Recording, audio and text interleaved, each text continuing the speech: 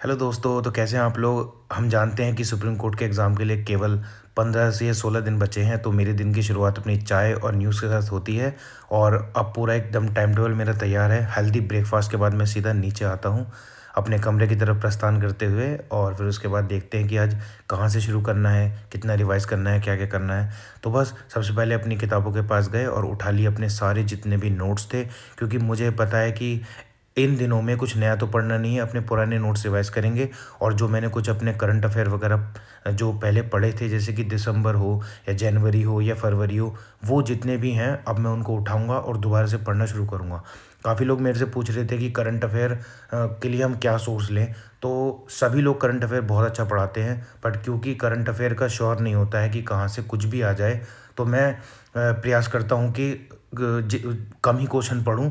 अगर आना होगा तो उसी से ही आ जाएगा, वरना कोई इतनी बड़ी बात नहीं है। तो मैंने एक यूट्यूब चैनल है इंडोलॉगस करके, उसका जो लिंक है आपको डिस्क्रिप्शन में मिल जाएगा, और आप लोग बहुत उससे पढ़ते भी होंगे। तो वहाँ से मैंने अपने करंट अफेयर करे हैं। मैं कोशिश करता हूँ कि मैं जो करंट अफेयर है वो अपना थोड़ा घूमता फिरता आराम से याद करता हुआ जो है पढ़ता रहूँ। उससे मुझे आसानी होती है, थोड़ा मोनोटोनस हो जाती है लाइफ अगर बैठ के ही हम लोग सारी चीज़ें अपनी करते रहें। ऐसे करते करते पूरे करंट अफेयर मैंने जो है अपने रिवाइज करे आज। एक चीज़ मैं आपको बता देता हूँ, अगर करंट अफेयर में कोई इंपॉर्टेंट चीज़ मिलती है जैसे एक्ट वगैरह, आप उसको इस तरीके से लिख लीजिएगा, क्योंकि आजकल डायरेक्टली क्वेश्चंस आ जाते हैं कि जो नए अमेंडमेंट हो रहे हैं वो कैसे हो रहे हैं। तो उसके बाद एक दोपहर में मैंने अपना लंच लिया, और लंच में एकदम सिंपल खाना, ताकि दोपहर में नींद वगैरह ना आए। तो आप भी इस बात का ध्यान रखें, अपनी हेल्थ पे पूरा फोकस होना चाहिए आपका, ताकि जो है आपकी तैयारी है वो और ज़्यादा स्टिमुलेट हो जाए। तो बस हल्का बहुत खाने के बाद एक ब्रेक लिया हल्का सा, और फिर से बैठ गए। अब मैं दिखाता हूँ आपको मेरे इंग्लिश के सारे नोट्स, जिसकी वजह से मेरे सीजीएल में 131 मार्क्स आए हैं आउट ऑफ 135। मेरा एक ही क्वेश्चन जो है मतलब गलत था। तो मैं आपको दिखाता हूँ, ये मेरे इंग्लिश के नोट्स हैं। इन दो कॉपीज़ में मैं क्या करता हूँ कि जितने भी मेरे इंपॉर्टेंट स्पेलिंग्स हों या फिर कोई एरर होता है, मैं उसको खुद से अपने हाथ से नोट डाउन करता हूँ। मैं कभी भी ये नहीं छोड़ता कि इसको एज ही देख लेंगे बाद में या कुछ। और इस तरीके से फ्रेजल वगैरह की जो भी मैं यूट्यूब वीडियो देखता हूँ, अगर उनका पीडीएफ अवेलेबल होता है तो मैं इस तरीके से उनको पीडीएफ निकालता हूँ और उनकी एक्सरसाइज ज़रूर करता हूँ। ये मेरे खुद की वोकैबलरी है जो मैं पिछले 3-4 साल से सीजीएल के लिए प्रिपेयर करता आया हूँ। ये मेरी कोई ब्लैक बुक की वोकैबलरी नहीं है, कहीं से कॉपी नहीं है। जो भी मॉक टेस्ट देता हूँ उसमें से डायरेक्ट लिख लेता हूँ। ये पंडित्स के नोट्स हैं, और इस तरीके से मेरे पास अपना जो स्पेलिंग्स का पूरा मतलब वो कह सकते हैं वो 20,000 वर्ड्स हैं मेरे पास। तो मुझे किसी बुक को प्रेफर करने की ज़रूरत नहीं पड़ती। ठीक है, अब मैं ये जो है अपना पूरा इंग्लिश का मेरा हो चुका है। अब मैं बैठ जाता हूँ आराम से सब कुछ रिवाइज़ करने के लिए। तो मैं रिवाइज़ करने के लिए अपना बैठ गया, अपने सारे जितने भी वोकैबलरी सेक्शन है, वन वर्ड सब्स्टिट्यूशन हो, इडियम फ्रेजेस हो, फ्रेजल वर्ब हो, अब वो धीरे धीरे रूटीन में आएंगे, क्योंकि आज डे 1 है और इतने दिनों से पढ़ाई छूटी हुई है तो कुछ समझ में नहीं आ रहा है। धीरे धीरे करके मतलब कंसंट्रेशन भी बिगड़ता है, सब कुछ है। तो मैं आपको बताऊंगा कि कैसे कैसे आप मुझे फॉलो कर सकते हैं। और आपको कुछ भी हेल्प हो तो आप मुझे ज़रूर बताना, कमेंट कर सकते हैं अगर आपको कोई भी दिक्कत आ रही हो। तो मैंने अपना पूरा आज वोकैबलरी का सेक्शन कंप्लीट किया। पूरा तो नहीं हो पाया, मेरे पास 5 एक बहुत बहुत मोटे मोटे नोट्स बन रहे हैं वोकैब के, तो उसको मैं धीरे धीरे करके करूँगा। अभी जो है आज पहले ही पार्ट में लगभग लगभग ऐसे 400 से 500 वर्ड ही रिवाइज़ कर पाया हूँ। ठीक है, उसके बाद जो भी वर्ड ऐसे मेरे को कभी दिक्कत आती है तो मैं उसको उसकी स्पेलिंग्स वगैरह भी जो है लिख के देखता हूँ, ताकि क्योंकि कभी कभी जो स्पेल्ड वर्ड आते हैं उनमें हमको आसानी होती है। वोकैबलरी जो भी लिखी है, अगर वर्ड कोई डिफ़िकल्ट आता है तो उसको हाथों हाथ आपको लिखना चाहिए। ठीक है गाइस, इस तरीके से बस आप भी अपनी तैयारी शुरू कर दीजिए। फिर शाम होती है, हल्का बहुत प्रोटीन लेने के बाद भैया अब आती है वर्कआउट करने की बारी। और वर्कआउट मैं हमेशा करता हूँ ताकि बॉडी फिट रहे।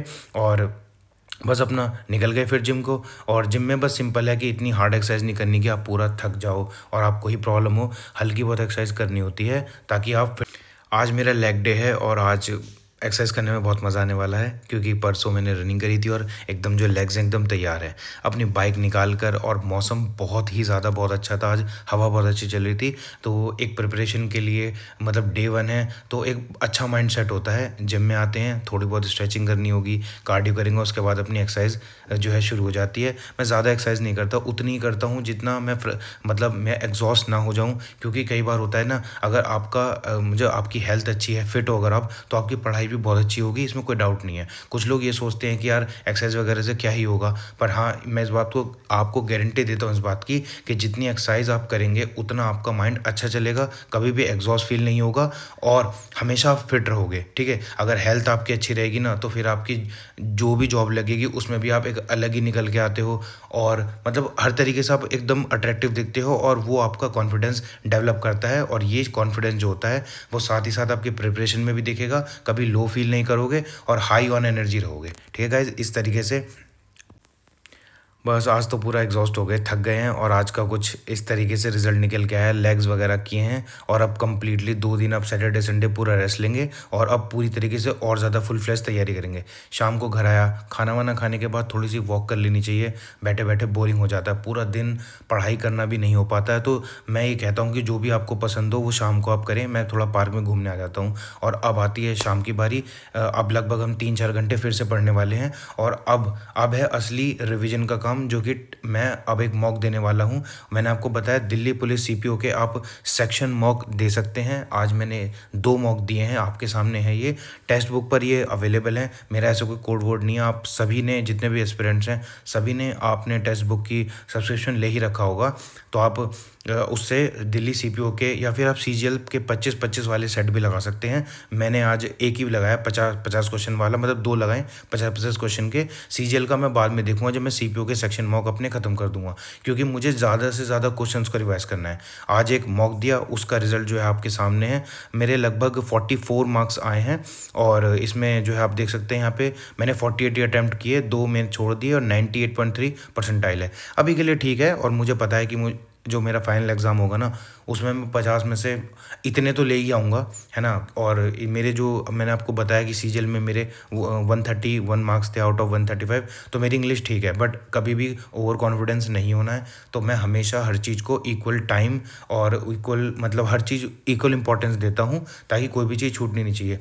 जितने भी मॉक में मेरी गलती होती है, मैं इस तरीके से पेन से हमेशा नोट डाउन करता हूँ, कभी भी कोई चीज़ हल्के में नहीं लेता। इंग्लिश करने के बाद मैंने सीधा फिर उठाया अपना जीएस। आप देख सकते हैं सारे मेरे नोट्स हैं, बायोलॉजी के, environment, chemistry, geography of India, her notes मेरे डेडिकेटेड हैं, अलग अलग बनाए हुए। मैं परमार एसएससी को फॉलो करता हूं, और कभी कभी उनके जो भी सब्जेक्ट नहीं समझ में नहीं आता, तो मैं उनका एक माइंड मैप करके जो वीडियोज़ हैं यूट्यूब पे, वो मैं देख लेता हूँ। आप भी उनको फॉलो कर सकते हैं, बट अभी टाइम कम है, तो मैं चाहता हूँ कि अगर कोई पर्टिकुलर टॉपिक आपको नहीं आता तो आप वहाँ से पढ़ सकते हैं, अदरवाइज़ आपको पढ़ने की ज़रूरत नहीं है। जो भी आपके पुराने नोट्स हैं उन्हीं को रिवाइज कर लीजिए। फिर वही सेम चीज़ें मैं घूम घूम के अपना पढ़ने लगा, और इस तरीके से कभी नीचे उठ के, कभी बैठ के, कभी ऊपर, कभी नीचे, पर इस तरीके से सारी चीज़ें मेरी रिवाइज होती जा रही हैं।